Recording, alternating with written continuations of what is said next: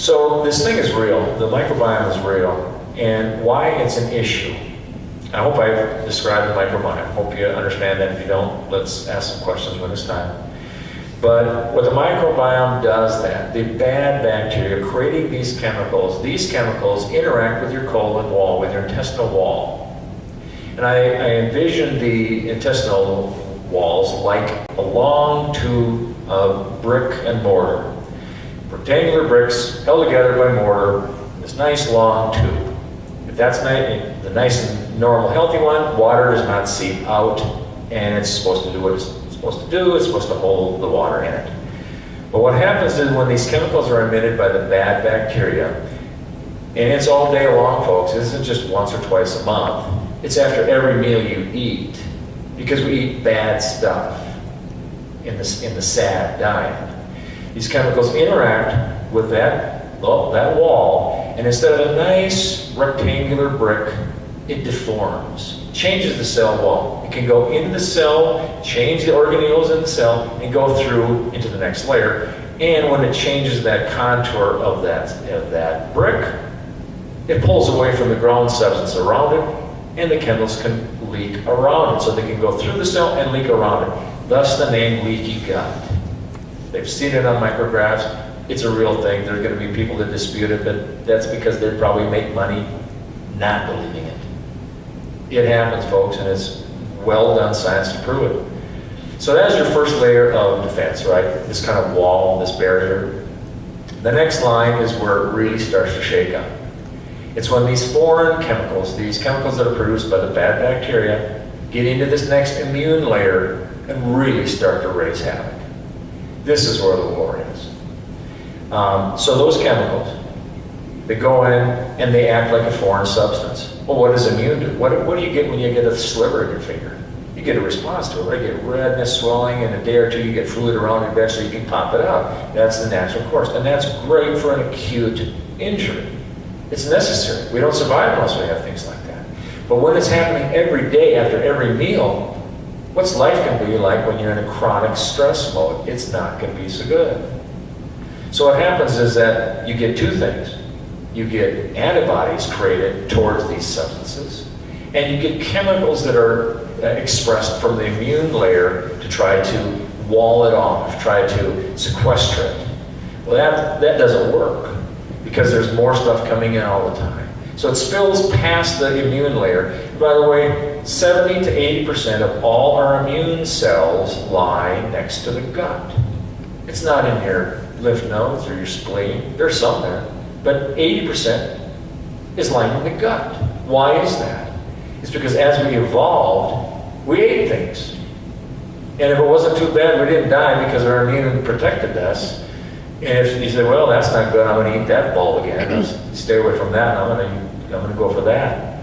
So that's why the immune layer is there and why it's so concentrated there, because that's where a major source of insult was, thousands of years ago, and still is today because of the diet and what we take in orally. So that war, that fight that's going on in the immune layer spills past it into the bloodstream. And blood, as you know, goes everywhere. Everywhere except your cornea and the discs in your back and the discs in your knees. It goes everywhere. So that fight, that battle, that inflammation, that war happens everywhere. So let's take your thyroid. Blood goes to your thyroid, and your thyroid soaks in, and now there's a secondary war going on. The thyroid is mounting in response to that. It's creating antibodies, and if you have a genetic propensity towards thyroid disorders, you will have that. That's your weakest link in the chain. That's what gives. And then you go to your doctor and you say, I have these feelings, I got constipation, weight gain, cold intolerance, and you do some lab tests, and they say, you've got Hashimoto's thyroiditis. And that is a family-related disorder. But it's family-related in the sense that it is family potential. If you didn't have a diet like you did, leading up to that, if you had a diet that was a low-inflammatory diet, which we're going to talk about a little bit what that means, you might not have ever had that thyroid disorder. Same with diabetes. diabetes is preventable. And folks, if you change your diet and you have diabetes and you do things like it is, you can actually get rid of it or at least reduce the medications, including insulin. And we'll touch on insulin in a little bit, and insulin is a swear word. It does so many things against us because we are challenging the body by producing too much of it, and it's doing what it's supposed to do, but it's doing it on overtime. So that's how genetics comes into play with this. And if you look at disease, only 25% of all disease really is family related or family contributed. The vast majority is what we do to ourselves. And so one of the things that for me this does is gives us the power to do things for ourselves. We aren't, cancer is the same thing. Cancer is created in the same way. It's about inflammation. It's about our immune systems not recognizing certain cells. We have cancer in just about every tissue occurring almost every day, every one of us. But our immune system recognizes it, chews it up, and gets rid of it. But sometimes it doesn't get rid of all of it, and it takes hold. And if you have a high glucose diet, that cancer loves it, and it makes it grow. And that glucose does something called angiogenesis, which is production of arteries that feed that cancer, and it grows faster than anything around it. Now it's out of control. It's too big for our own immune system to degrade. Everything, 90% of all disease is explained by this process. A microbiome that's gone bad by what we do to it that causes a leaky gut. It causes this immune reaction which induces inflammation throughout the body, everywhere in our body, and then wherever that is in our body, that reaction is that disease. Happens in heart disease, happens in autoimmune disease. 100 years ago, we hardly had any autoimmune disease. There's well over 100 now. What is an autoimmune disease? Rheumatoid arthritis, Hashimoto's, diabetes. There are a host of them. And in Aboriginal societies, they don't even really have autoimmune diseases.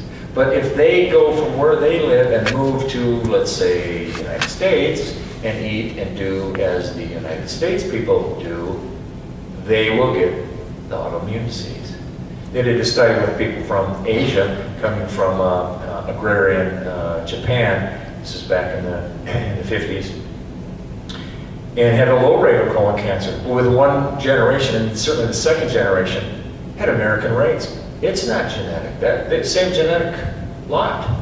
It's what they did to themselves. It's what they ate here. So, have I got your attention to this thing yet? So anyway, this is what really got me going with this whole process, because for once there was a neat, consistent definition and explanation of how people got sick and the hope of how they can stay healthy. So, what makes a bad microbiome? Some things might seem very obvious. Pesticides, herbicides, fungicides. Things like Prilosec. Anybody here on Prilosec? Antacid? You should not be on Prilosec more than 2 months. 1 month if you can do it. If you can't do it, you find somewhere else to get off the stuff and modify your problem otherwise. Because Prilosec does such a good job of stopping acid production that you no longer have acid dumping into your proximal or your next step, which is your first phase of your intestine. You need that acid in there so that you can absorb calcium. If you don't absorb calcium, you get osteoporosis. You don't want to be on that stuff. Another one is Aleve and Advil. Direct irritants to the colon wall. And you say, well, those are anti-inflammatories. Isn't it good to reduce inflammation? And yes, it is good, but through a different mechanism. This is a direct irritant causing leaky gut. You can manage those inflammatory, those joints, those irritate, by other methods. You can do this other diet I'm talking about. And then there's other supplements, and at the end we've got some pages that you can pick up on your way out that will talk about supplements. And two of the supplements on there are very good anti-inflammatory chemicals. One is the omega-3s. The second is turmeric. Turmeric has been around for years and years and years. Used an old Ayurvedic medicine that has just scores of good health things about it. I take it, I recommend everybody to take it. So there are ways to combat, even the rheumatoid arthritis, there are ways to combat that thing without having to take these daily noxious chemicals. And before I go any further, I don't get paid by anybody to give this talk. I don't get paid by drug companies. They probably wouldn't want me talking. I don't get paid by the book companies that if you would like, I'd like to recommend, or about the probiotics that I'm going to talk about. But there are some that are better than others. And if you'd like to know the names of them, I certainly will tell you, but I don't get paid by them. These authors don't know me, I don't think they ever will. So the other thing that I want to tell you that causes a bad microbiome, and if I've made any friends here tonight, I'm going to lose them right here, because it's carbohydrates. Carbs. Carbs are killing you. Carbs cause heart disease. Fat does not cause heart disease. Eating fat does not cause heart disease. It was a lie. It was a bad study done by a guy who firmly believed what he was doing and thought he was doing good for people. But he told a big lie, and it's been 60 years and we're trying to undo it. In 2015, there was a statement that came out by the American College of Cardiology as well as the American Heart Association that said dietary fats, total cholesterol and saturated fats, have nothing to do with heart disease or obesity. I want to say that again. Eating fat does not make you fat. Eating fat does not give you heart attacks. And yet it's so ingrained, even myself, sometimes I go, I can't eat that fat. Wait a minute, sure I can. You got to eat the good fats. There are some that are not so good. And we can go into some of these details in a little bit. But I want to dispel that myth. That is a huge myth. And I want to ask a question. Did you hear that statement in 2015? Has anybody ever heard that before?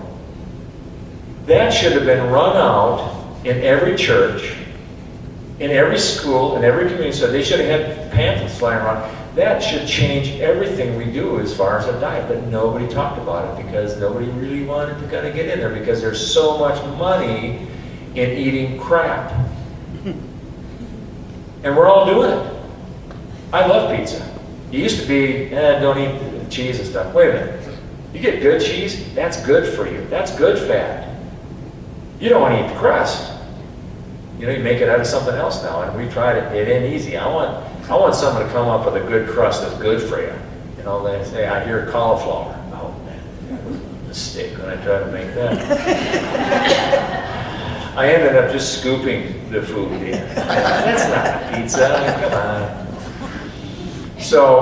on. So anyway, carbohydrates are for many, many reasons, and this is further testimony to this communication that these bacteria have. What carbohydrates do, and when I talk about carbohydrate, every vegetable has carbohydrate. I'm talking about the easily digestible and easily absorbable carbohydrates that come in the form of a packet or a noodle or bread. See, I'm losing you as I keep talking. but you guys like it because it's addicting. And I'm not talking about addicting with a small a, I'm talking about the large A.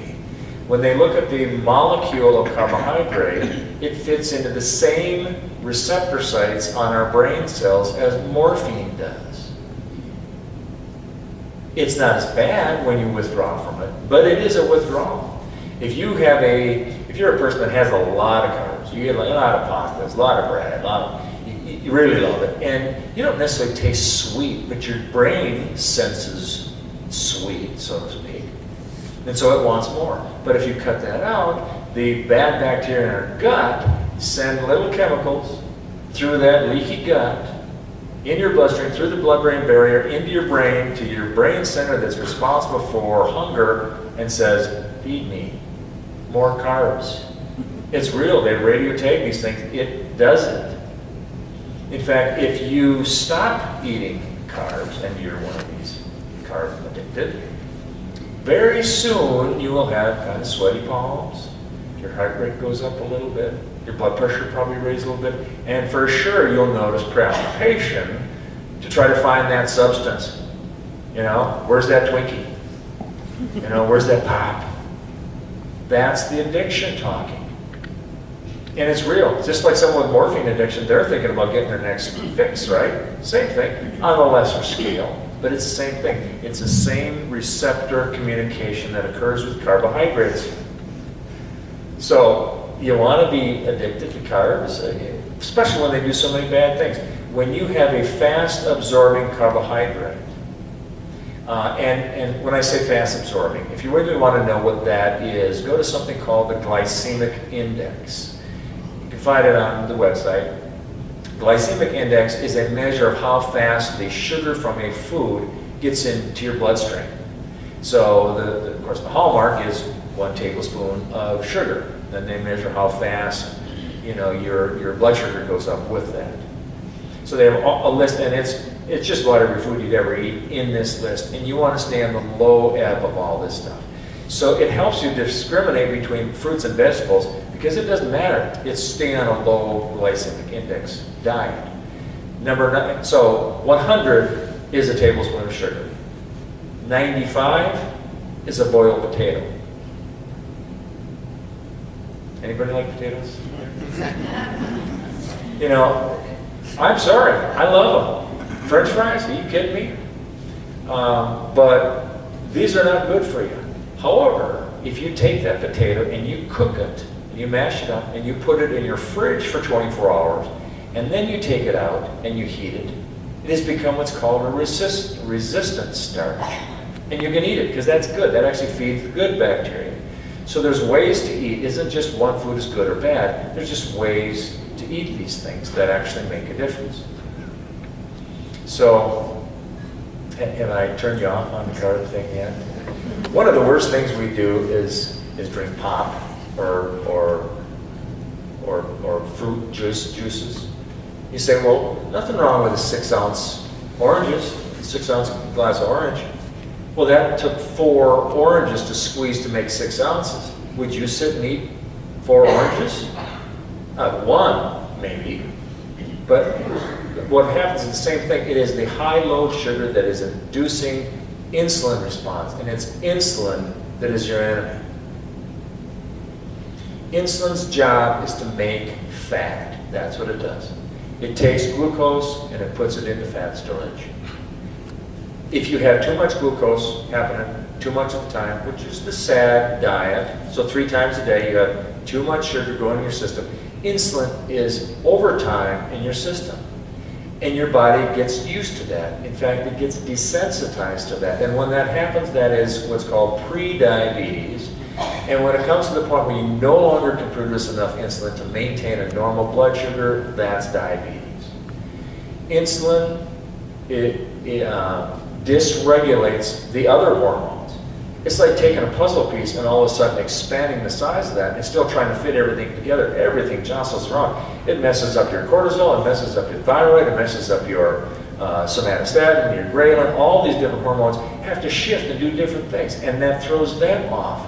And no wonder you feel bad. And at 2 o'clock in the afternoon, after you've had your Olive Garden fix, you're kind of tired and you're foggy. It's not an accident. It's what happens to your body when you have too much, too long of carbs. It's not carbohydrates. It's not fat that causes heart attacks like was proposed. It's carbohydrates. It's the carbohydrates that your liver takes, modifies into 2 types of fats. Actually, you build fat from carbohydrate and make these 2 chemicals called, one is palmitic, one is called stearic acid. That is what gets instilled into this plaque that causes heart attacks, that causes a narrowing down. So that when you're out shoveling the Minnesota snow and you take that big leap and your heart cries for more oxygen and you can't get it because you've got narrowed arteries down, that artery rips away, or that clot rips away from your artery and you get a clot, and that's what they talk about, the clot of a heart attack. And it was set up by the inflammation years ago, started by this SAD diet. So, the other one is Roundup. We just got to get rid of Roundup in our society, folks. It's killing us. It's a big lie. It's another big lie. I know, how do you kill these plants? Good question, but let's figure something else out. It isn't Roundup. So, anyway, so how do you make a good, healthy microbiome? How do you make a healthy, in other words, how do you make a healthy life? One is called probiotics.